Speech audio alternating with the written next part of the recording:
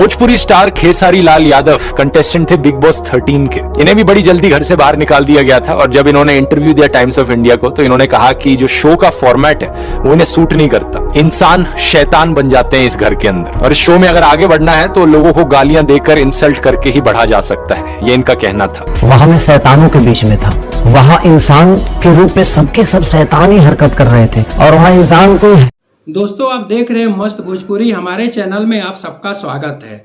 अभी हाल ही में दोस्तों चर्चित एक यूट्यूबर हैं ध्रुव राठी, उन्होंने बिग बॉस के ऊपर एक वीडियो बनाया और उस वीडियो में भोजपुरी के superstar trending star Khesari Lal Yadav ji का नाम लिया कि कैसे भोजपुरी के सुपरस्टार खेसारी लाल यादव जी भी बिग बॉस में गए थे और बहुत ही जल्दी वहां से निकल के यानी एलिमिनेट हो गए दोस्तों। और बाहर आकर के खेसारी लाल यादव ने सबको बयान दिया कि बिग बॉस में केवल मार कटाई करो दोस्तों, वहां पर लड़ाई झगड़ा करो, एक दूसरे को गाली गलौज करो, तभी आप सर्वाइव कर सकते हो।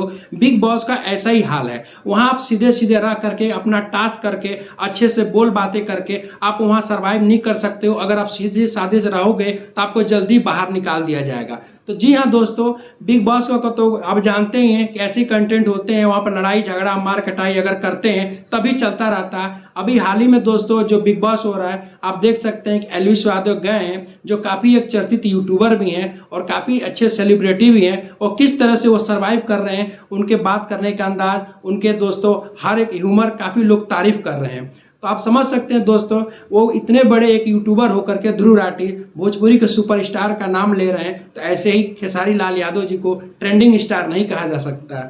इसीलिए उनके गाने जब देखते हैं कि पूरी दुनिया में काफ़ी ज़्यादा ट्रेंड करते हैं, बहुत लोग उनको प्यार करते हैं। दोस्तों वीडियो देखने के बाद हमारे चैनल को लाइक और सब्सक्राइब जरूर करिएगा। अगले वीडियो में फिर मिलते हैं। Thank you.